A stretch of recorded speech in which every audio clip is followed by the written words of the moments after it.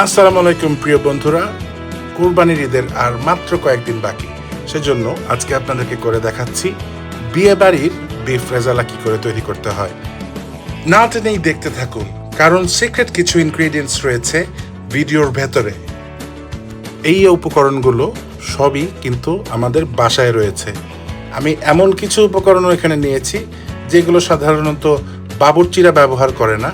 তারপর আমি নিয়েছি, কারণ বাসায় যদি কিছু একটা না থাকে আর সেই না থাকার জন্য আমি কি রান্না না করে থাকবো? কখনো না।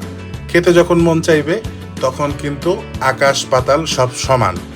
সব জিনিসগুলো আমরা একটা বোলের মধ্যে একে একে নিয়ে নিচ্ছি। টক দইটা ফেটিয়ে নিতে হবে, লবণ আর চিনি হালকা মিক্স করে স্বাদ মতন দিয়ে একটু ঘি ঢেলে দিবেন। সবগুলো এরপর একটা স্প্যাচুলা দিয়ে ভালো করে মেখে নিন। সেই বিশেষ যে মশলাটা তৈরি করতে হবে সেই জিনিসটাকে একটা ব্লেন্ডারের মধ্যে নিয়ে ভালো করে মিহি করে একদম গুঁড়ো করে নিতে হবে। তো সেই গুঁড়োটা যখন তৈরি হয়ে যাবে, গুঁড়োটা তৈরি হওয়ার পরে সেই পুরো গুঁড়োটাকেই আপনি আপনার মাংসের মধ্যে ছড়িয়ে দিন। এটা দিয়ে কিন্তু সেই স্পেশাল স্মেলটা আসবে। আমার কাছে স্পেসিফিক কোনো বাদাম ছিল না, তাই বাদামের মিক্সের সাথে কিশমিশ মিক্স করে আমি পেস্টটা তৈরি করেছি। সেই পেস্টটাই আমি ঢেলে দিলাম এখানে। সেটাকে আবারও একটা স্প্যাচুলা দিয়ে ভালো করে মেখে নিচ্ছি। মেখে নিয়ে এবার যেই পাত্রে রান্না করব সেই পাত্রে আমি পুরো মিক্সচারটা ট্রান্সফার করলাম। এইবার একটু বাংলা স্টাইলে হাত দিয়ে ভালো করে কোচলে মেখে নিলাম, যেন প্রত্যেকটা মাংস ম্যারিনেটেড হয় প্রপারলি। এবার চুলাটা ধরিয়ে চুলাটার উপরে বসিয়ে দিলাম। বসিয়ে সেখানে দিয়ে দিলাম একটু তেল।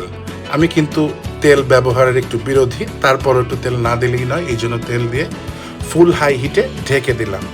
ঢেকে দেওয়ার পর কিছুক্ষণ পরে মাংস থেকে যখন পানিটা ছেড়ে দিল তখন একটু ভালো করে নেড়ে দেখলাম যে ভালো করে মাংসগুলো সিদ্ধ হচ্ছে কিনা আদৌ। দেখুন কি সুন্দর করে বলক করছে। এইবার আরেকবার আমি ঢেকে দেব যাতে আরও একটু মাংসটা ভালো করে সিদ্ধ হয়। মোটামুটি একটু তেল ছেড়ে দেওয়ার পরে সেটার মধ্যে আমি দিয়ে দিব 2 রকমের মরিচ, একটু দুধের সর বা ক্রিম, আর একটু তার সাথে দিয়ে দেব হচ্ছে দুধের গুঁড়া বা মাওয়া যদি থাকে, হালকা কেওড়া পানি, তার সাথে দিয়ে দেব একটু এক্সট্রা পানি। এইগুলো দিয়ে আবারও আমি ঢেকে দেব। ঢেকে দেওয়ার পরে কিন্তু কিছুক্ষণ ওয়েট করতে হবে। ওয়েট করার পরে আপনি দেখবেন একটা সুন্দর কালার চলে এসেছে, তেলটা ভেসে উঠেছে, আপনার মাংসটা টেন্ডার হয়ে গেছে। এইটা কিন্তু এখন খাওয়ার জন্য সম্পূর্ণ প্রস্তুত। খেতে পারবেন ঈদের দিন।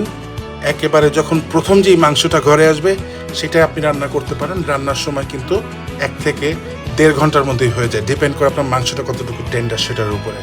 সো তৈরি হয়ে গেল আমাদের বিয়ে বাড়ির স্টাইলের বিফ রেজালা। আশা করি আপনারা তৈরি করে খাবেন এবং আমাকে কমেন্টে জানাবেন আপনাদের কেমন লেগেছে। সবাইকে ঈদ মোবারক ফ্রম দি হাফপ্যান্ট শেফ।